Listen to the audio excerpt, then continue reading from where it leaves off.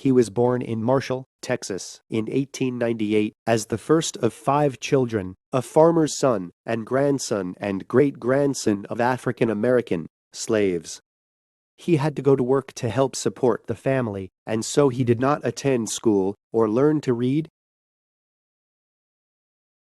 He worked with his father in the field until age 12, when he was hired out to a neighbor. And from age 12 to 21, he worked at the sawmill to help feed a family of 16. One day the boss came up to him and waved a piece of paper. "I need you to sign this form," he said. He just stared, ashamed to admit that he couldn't write his own name. Finally, the boss put a pencil in his fingers and guided his hand to make an X. And everywhere he went, he learned some hard lessons about what happens to a man who can't read. However, in spite of his inability to read, he provided very well for his family, and all of his children had college educations. Unfortunately, he was forcibly retired at the young age of 65. And for the next 25 years, he gardened and did yard work for pay until he was actually ready to retire at age 90. He didn't like sitting around.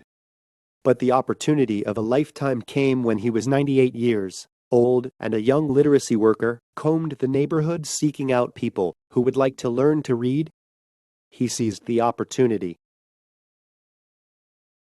After learning the alphabet in half a day, he went on to read and write.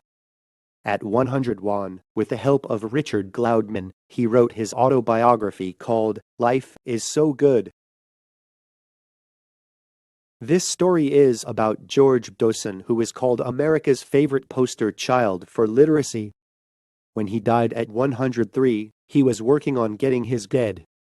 Shortly before his death, an autobiographical article by him appeared in Guideposts magazine titled, "Never Too Late to Learn." Is there something you've always wanted to do, but you've never been able to do?